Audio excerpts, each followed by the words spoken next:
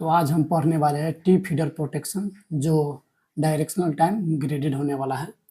तो इसका ये काम कैसे करता है उससे पहले हम इसका कंस्ट्रक्शन देख लेते हैं। तो यहाँ पर ये देख सकते हैं, ये जनरेटिंग स्टेशन है। इस जनरेटिंग स्टेशन में ये बस बार में दो फीडर कनेक्ट किया हुआ है, फीडर 1 और फीडर 2, 1 और 2।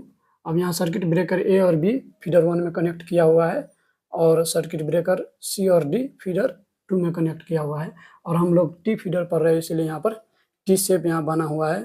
फीडर यहाँ इसमें फीडर 3 और 4 में सर्किट ब्रेकर डी और ई कनेक्ट हुआ है, यहाँ पर लोड है।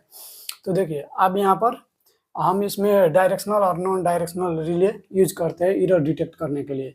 देखिए नॉन डायरेक्शनल रिले का जो डायरेक्शन होता है, एरो जो दोनों साइड में इसका नोटेशन होता है एरे को, ये देख सकते हैं। और डायरेक्शनल रिले में एक साइड इसका एरे का नोटेशन होता है, ठीक है।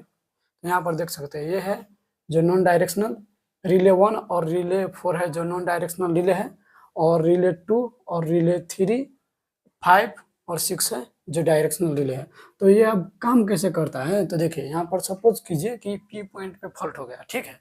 तो पी पॉइंट पे फॉल्ट हुआ तो पावर फ्लो ये पी पॉइंट पर किस तरह हो सकता है। तो देखिए यहाँ से एक रास्ता ऐसे हो सकता है, जनरेटिंग स्टेशन से ऐसे जा करके ऐसे आएगा और ऐसे आकर के यहाँ पर आएगा, ठीक है। दूसरा पाथ कौन हो सकता है पावर फ्लो का, एक ऐसे हो सकता है ऐसे करके, ठीक है। तो देखिए अब यहाँ पर पावर फ्लो की डायरेक्शन इस तरह हुआ पाथ, तो एक रिले 1 ऑपरेट करेगा। अब ये यहाँ पर फिर ऐसे जाएगा, ये रिले 2 ऑपरेट नहीं करेगा, क्योंकि देखिए ये डायरेक्शन है जो अपोजिट डायरेक्शन में रिले 2। फिर अब ऐसे करके पावर फ्लो होगा तो ये रिले 3 ऑपरेट होगा, क्योंकि ये पावर फ्लो के डायरेक्शन में ये रिले 3 सेट किया हुआ है। फिर ऐसे करके यहाँ पर आएगा, ठीक है। एक पाथ कंप्लीट हो गया। फिर दूसरा पाथ भी तो हो सकता है, ऐसे करके ऐसा आएगा तो ये रिले 4 ऑपरेट होगा, और यहाँ से फिर ऐसे आएगा, ये रिले 6 ऑपरेट नहीं होगा क्योंकि ये पावर फ्लो के अपोजिट डायरेक्शन में। फिर ऐसे करके ऐसे जाएगा, ये रिले 5 ऑपरेट होगा क्योंकि पावर फ्लो के डायरेक्शन में रिले 5 सेट किया हुआ है, ठीक है। ये अब उससे पहले ये ऑपरेट होने से पहले यहाँ पर हम लोग टाइम सेट कर देते हैं। तो देखिए डायरेक्शनल रिले है 1 और 4, relay 1 and 4 will operate after 7 second. Relay 1 and 4 7 second के बाद ऑपरेट होगा, कब, जब फीडर में फॉल्ट होगा।